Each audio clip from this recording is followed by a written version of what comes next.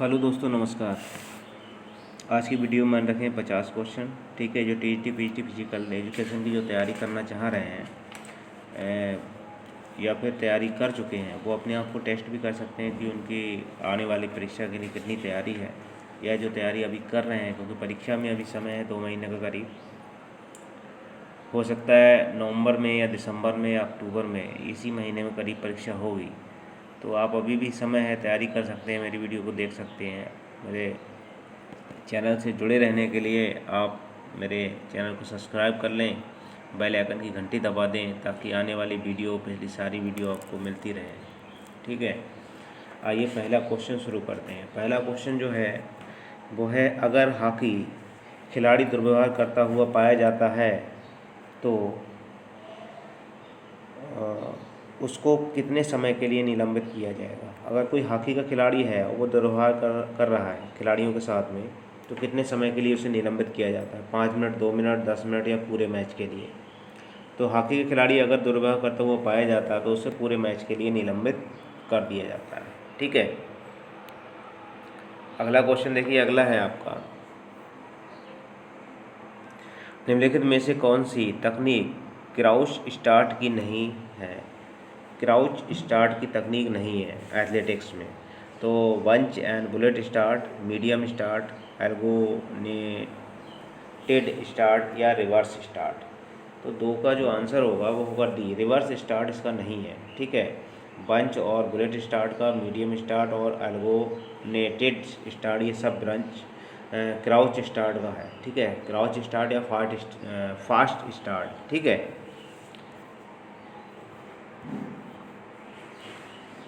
पुरुष हॉरिजेंटल बार की ऊंचाई कितनी होती है। अगर 30 सेंटीमीटर लैंडिंग मैट को मोड़ दिया जाए, पुरुष हॉरिजेंटल बार की ऊंचाई कितनी होती है अगर 30 सेंटीमीटर लैंडिंग मैट को मोड़ दिया जाए।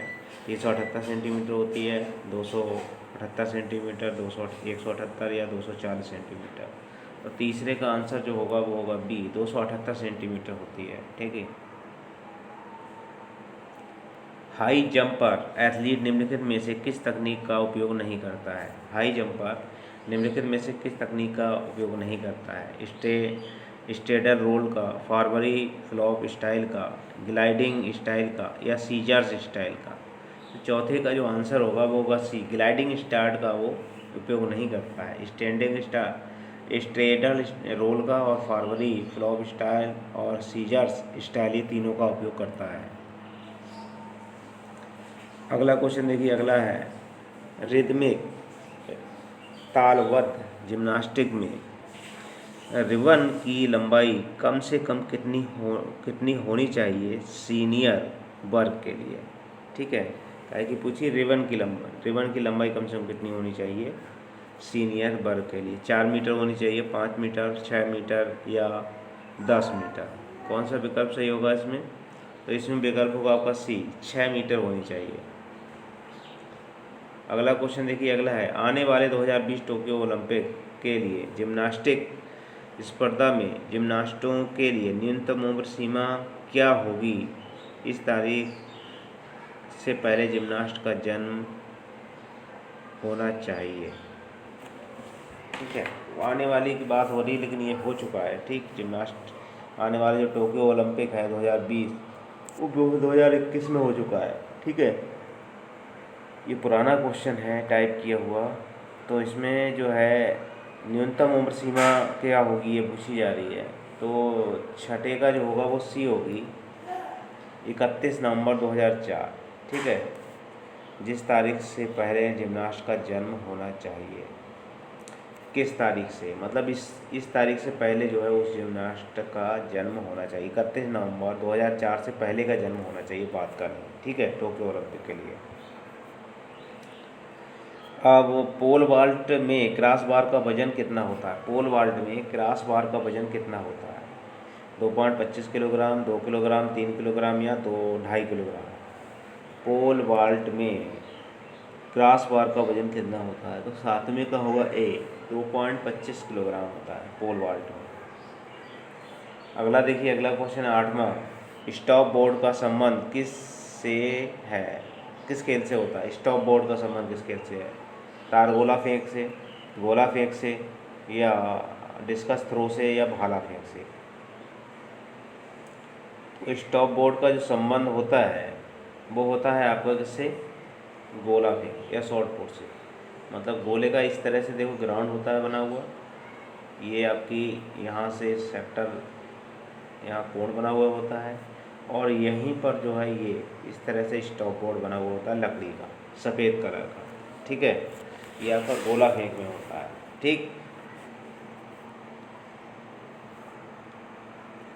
अगला देखिए, हाई जंप स्पर्धा में क्रॉस बार का वजन कितना होता है? हाई जंप स्पर्धा में क्रॉस बार का वजन कितना होता है?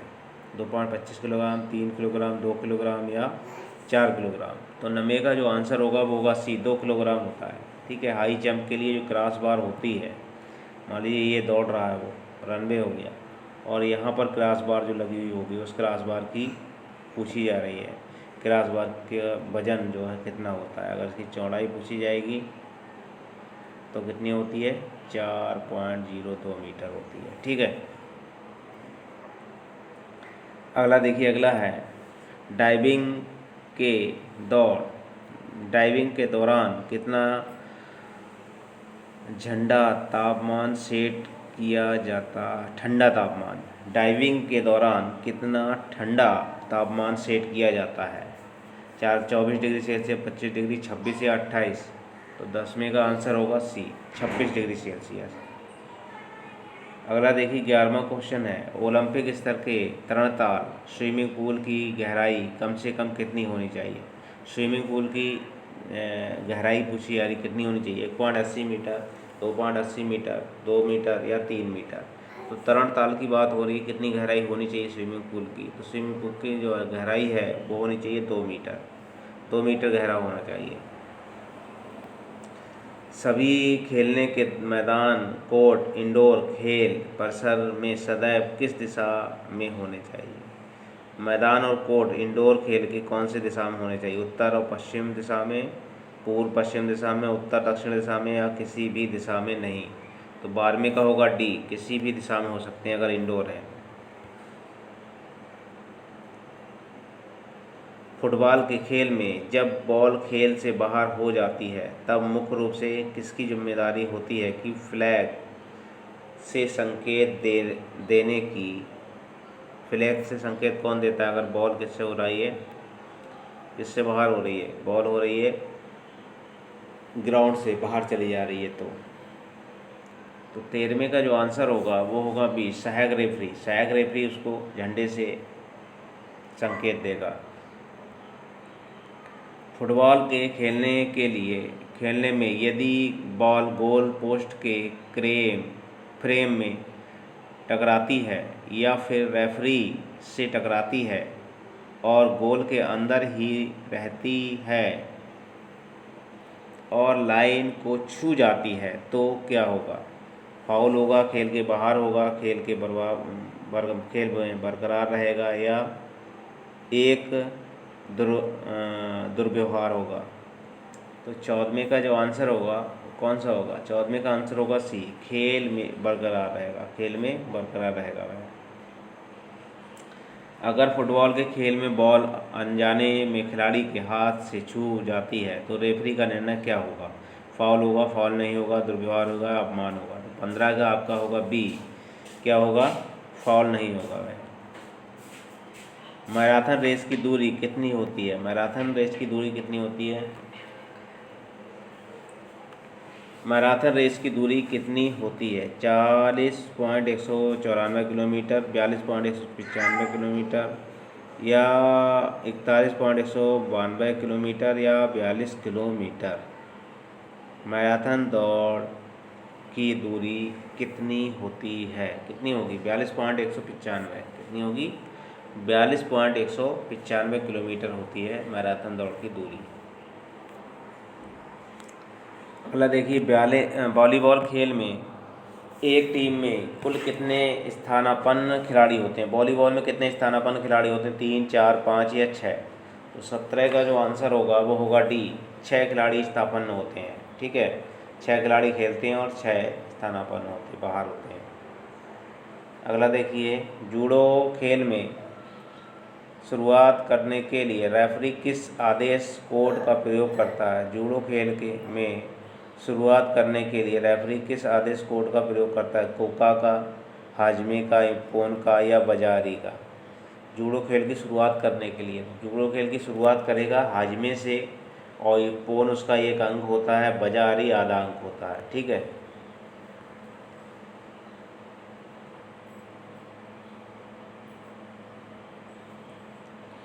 अगला क्वेश्चन, लॉन टेनिस में नेट की ऊंचाई ज़मीन से कितनी ऊपर होती है? लॉन टेनिस खेल में नेट की ऊंचाई ज़मीन से कितनी ऊंची होती है? 5 फीट होती है, 4 फीट होती है, 3 फीट होती है या 2 फीट होती है? तो 19 में का जो आंसर होगा वो होगा सी, 3 फीट ऊंची होती है ज़मीन से ऊंचाई। ठीक है।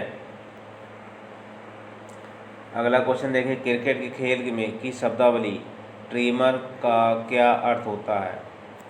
ट्रीमर का क्या अर्थ है? एक फेंकी गई बॉल जो बेल्स को छूकर जाती है लेकिन बेल्स स्टंप पर ही रहती है। एक फेंकी गई बॉल जो सिर्फ बेल्स को छूती है।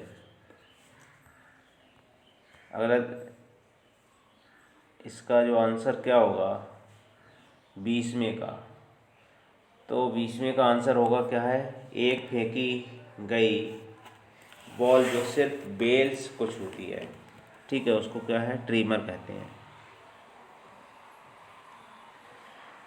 टेस्ट क्रिकेट के एक ओवर के दौरान बॉलर को कितने बाउंसर फेंकने का इजाज़त है? 2 फेंकेगा, 1 फेंकेगा, 3 फेंकेगा, 4? तो 2 बाउंसर वो फेंक सकता है। पुरुषों के लिए डिस्कस का वजन कितना होता है? पुरुषों के लिए डिस्कस का वजन कितना होता है? 1 किलोग्राम, 2 किलोग्राम, 3 किलोग्राम या 4 किलोग्राम? तो डिस्कस का जो वजन होता है पुरुषों के लिए वो होता है आपका 2 किलोग्राम। महिलाओं के लिए पूछा जाएगा तो 1 किलोग्राम होता है। डिस्कस इस तरह जो बनी हुई होता है चक्का। ठीक है, इस तरह से। महिलाओं के लिए डिस्कस का वजन कितना होता है? 2 किलोग्राम, 1 किलोग्राम, 3 किलोग्राम या 4 किलोग्राम? तो महिलाओं के लिए कितना होता है? 1 किलोग्राम होता है। अगला क्वेश्चन देखिए, शब्दावलियों को से संबंधित खेलों से मिलाइए। मिलान करना है इसमें। बास्केटबॉल, हॉकी, फुटबॉल, शतरंज और क्रिकेट किसमें क्या होता है? तो 24वें का आंसर कौन सा होगा? पहले का है, देखिए बास्केटबॉल में क्या है? जंप शॉट होता है। ठीक है। और दूसरे में क्या, हॉकी में क्या होता है? बुली, हॉकी का शब्द है। फुटबॉल आपका क्या है? Bicycle kick. फुटबॉल में क्या है? बाइसिकल किक होता है।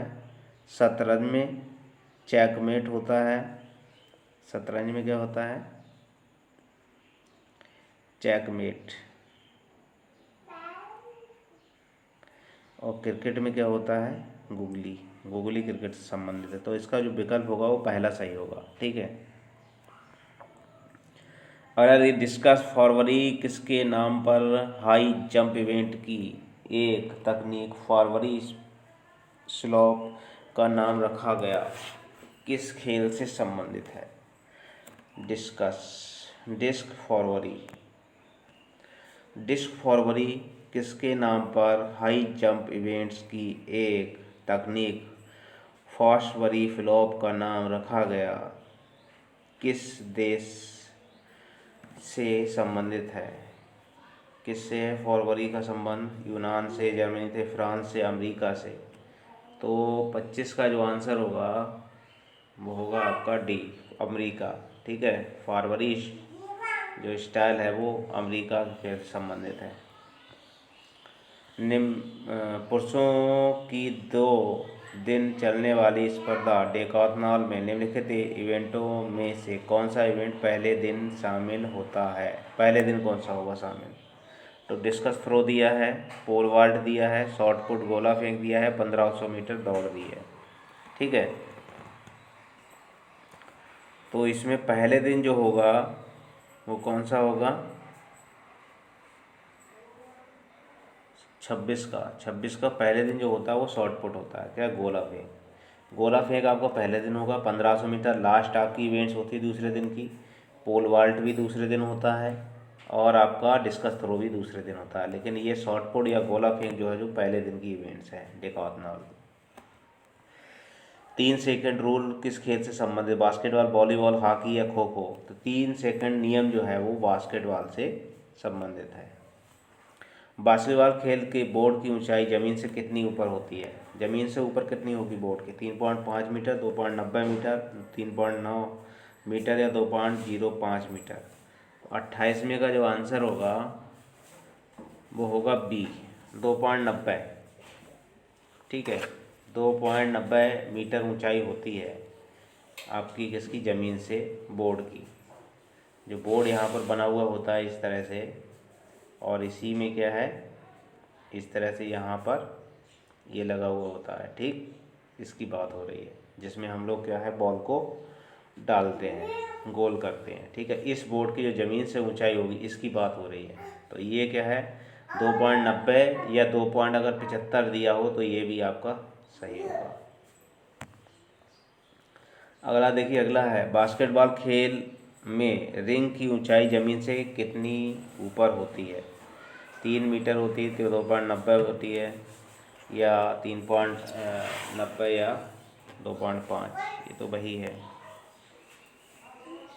अगला देखिए, डिस्कस थ्रो के थ्रोइंग वृत्त का व्यास कितना होता है?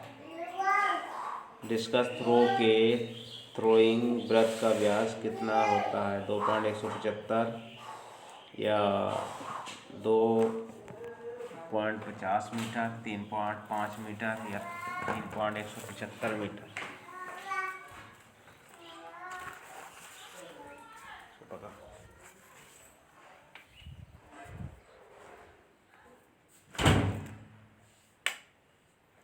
कितनी होगी इसकी? तो 30वें का जो आंसर होगा वो होगा कौन सा आपका? बी वाला। ठीक है, 2 पॉइंट कितनी होती है? 2.5 मीटर।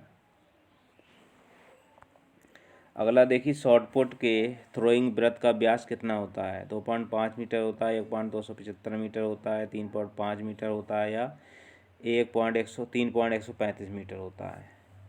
तो 31 का जो आंसर होगा वो होगा बी, 2.175 मीटर होता है। ठीक है, अगला देखिए, निम्नलिखित में से किस रेस में स्टैगर का प्रयोग नहीं होता है? 100 मीटर, 200 मीटर, 400 मीटर और 800 मीटर? तो 32 का होगा ए आपका, 100 मीटर। अगला देखिए, जिम्नास्टिक इवेंट्स स्टील रिंग या स्टेडी रिंग में एक रिंग की दूसरे रिंग से कितनी दूरी होती है? दोनों रिंगों के बीच में दूरी पूछी जा रही है जिम्नास्टिक में। तो 100 सेंटीमीटर होती है, 80 सेंटीमीटर, 50 सेंटीमीटर या 40 सेंटीमीटर? तो इसमें जो दो बीच के दोनों के बीच की जो दूरी होगी वो होती है आपकी कितनी? 50 सेंटीमीटर की दूरी होती है। अगला देखिए, अगला है डोरी हॉरिजॉन्टल बार की लंबाई कितनी होती है? हॉरिजॉन्टल बार की लंबाई 240 सेंटीमीटर होती है, या 340 सेंटीमीटर, 400 सेंटीमीटर या 500 सेंटीमीटर? हॉरिजॉन्टल बार की लंबाई कितनी होती है? 34 का ए होगा, यानी 240 सेंटीमीटर होती है हॉरिजॉन्टल बार की लंबाई। अगला क्वेश्चन है, टेनिस के 4 प्रमुख ग्रैंड स्लैम टूर्नामेंट में से किसमें खिलाड़ियों को सर्वाधिक पुरस्कार राशि प्रदान की जाती है? टेनिस के 4 ग्रैंड स्लैम हैं, उसमें से सबसे अधिक किसमें आपको पुरस्कार राशि दी जाती है? विंबलडन में, ऑस्ट्रेलिया ओपन में, फ्रेंच ओपन में, यूएसए ओपन में? तो सबसे अधिक जो है राशि वो 35वें का आपका कौन सा होगा? डी, यूएसए ओपन में सबसे अधिक दी जाती है। ठीक है,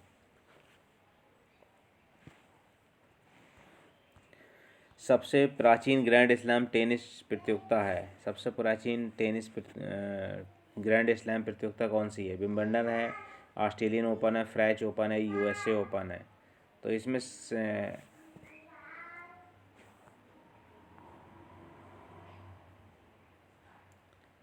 सबसे अधिक, ये 36वें का देखना, टेनिस के 4 प्रमुख ग्रैंड स्लैम टूर्नामेंट में खिलाड़ी को सर्वाधिक पुरस्कार दिया जाता है।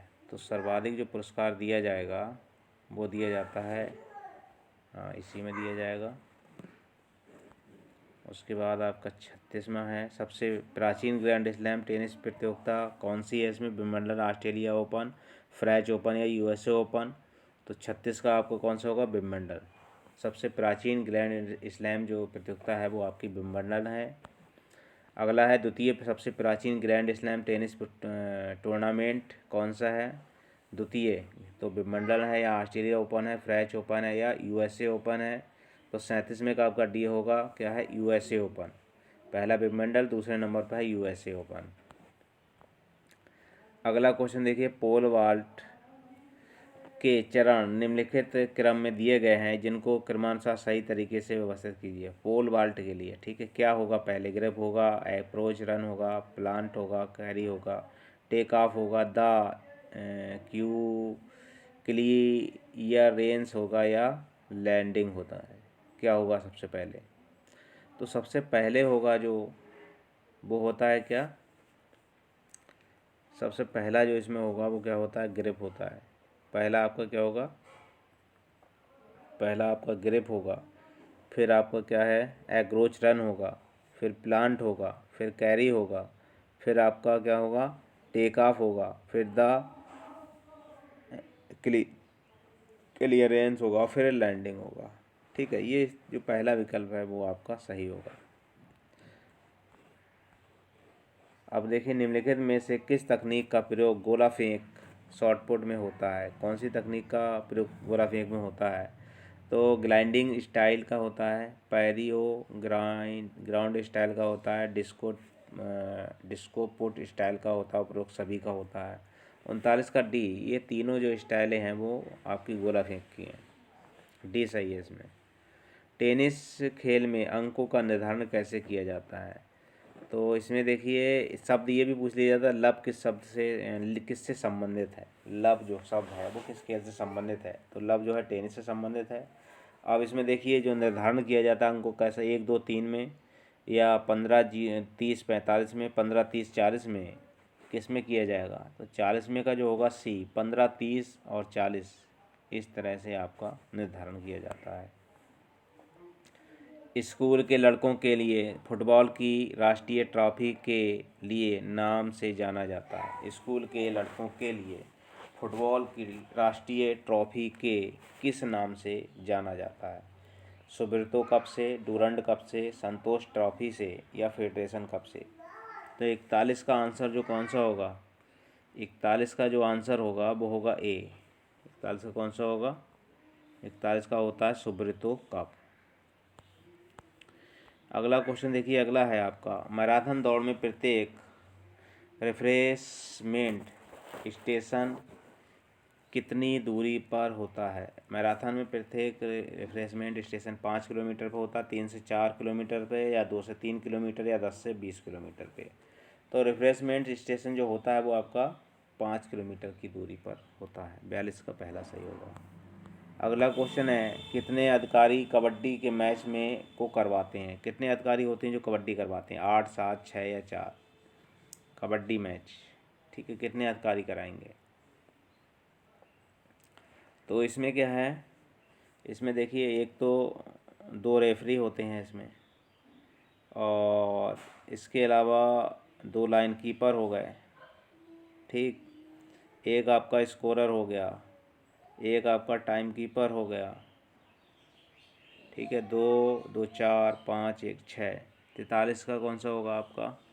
तो 43 का होता है सी, यानी 6 होते हैं, 6 अधिकारी होते हैं इसमें, ठीक है। आपके रेफरी हो गए, और आपका 2 आपके लाइनमैन होते हैं दोनों साइड पे, एक आपका स्कोरर होता है, एक आपका टाइम कीपर होता है। 6 अधिकारी होते हैं कबड्डी में। 2018 फीफा कप के फाइनल का आयोजन स्थल, 2008 के फीफा फाइनल के आयोजन स्थल कहाँ था? तो 44 का जो आपका होगा वो होगा बी, कहाँ होता है? मॉस्को। 45 में देखिए, किस देश के अधिकतर खिलाड़ियों को एथलेटिक्स स्पर्धा में भाग लेने से 2016 रियो ओलंपिक में रोका गया था? किस देश के अधिकतर खिलाड़ियों को एथलेटिक्स स्पर्धा में भाग लेने से रोका गया था? अमेरिका के, जमैका के, कनाडा या रूस के? तो 45 का आपका होगा डी, रूस के खिलाड़ियों को। फुटबॉल के मैच में कितने रेफरी होते हैं? 4 होते हैं, 3 होते हैं, 1 या 2? तो 46 का होगा सी, इसमें 1 रेफरी होता है। निम्नलिखित में से कौन सा खेल आधुनिक पेंटाथलॉन में शामिल है? निम्नलिखित में से कौन सा खेल आधुनिक पेंटाथलॉन में शामिल है? तैराकी, बैडमिंटन, साइकिलिंग या बॉक्सिंग? तो 47 का जो आंसर होगा वो होगा आपका कौन सा? ए, तैराकी। निम्नलिखित कोडों का प्रयोग करते हुए बाधा दौड़ में बाधा को शुरुआत से अंत तक पार करने की प्रक्रिया को व्यवस्थित तरीके के क्रम में लगाइए। कौन से क्रम है इसके? इसमें कोड भी दिए हुए हैं, ठीक है। पहला कौन सा होगा इसमें?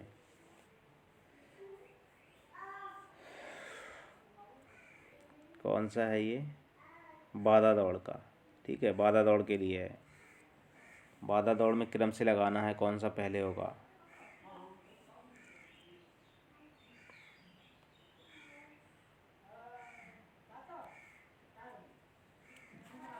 बाधा दौड़ में कौन सा होगा पहले?